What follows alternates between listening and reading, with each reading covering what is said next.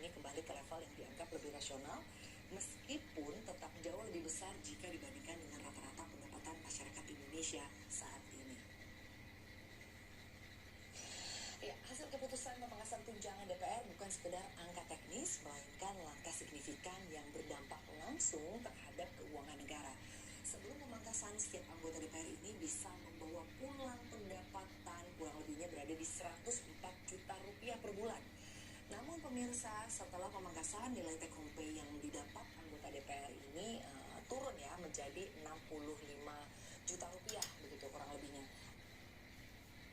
Keputusan terbaru ini dengan total anggota DPR yang berjumlah 580 orang, ini beban negara yang sebelumnya mencapai 60,32 miliar per bulan kini berkurang menjadi 38,04 miliar rupiah. Dengan keputusan ini, negara berhasil mengefisienkan anggaran sekitar 22,27 miliar per bulan dan bila ditotal menjadi 267,33 miliar rupiah dalam setahun. Selain dari sisi angka, langkah ini juga memberi pesan simbolis yang kuat. DPR yang selama ini kerap disorot karena fasilitas berlebih, kini menunjukkan respons nyata terhadap aspirasi masyarakat yang menuntut efisiensi dan juga transparansi.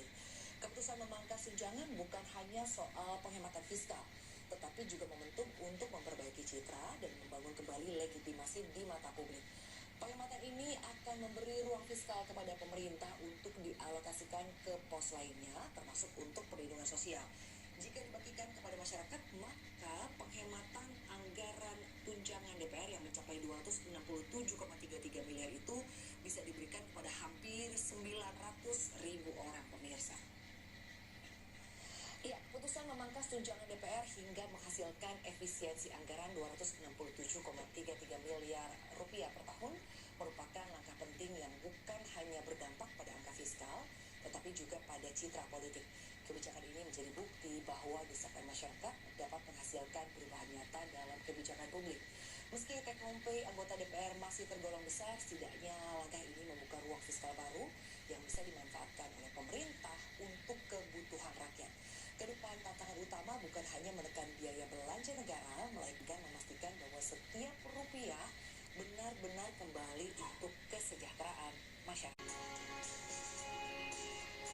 Aksi yang terus melakukan pergantian strategis di jajaran Kabinet Merah Putih. Sri Mulyani Indrawati resmi digantikan oleh Purbaya Yudi Sadewa sebagai Menteri Keuangan. Pergantian ini langsung menjadi sorotan pasar mengingat peran penting Kemenkyu dalam menjaga fiskal dan menentukan narasi pertumbuhan ekonomi Indonesia ke depannya. Lalu seberapa siap Purbaya menjawab tantangan ini dan apa reaksi pasar hingga analis asing terhadap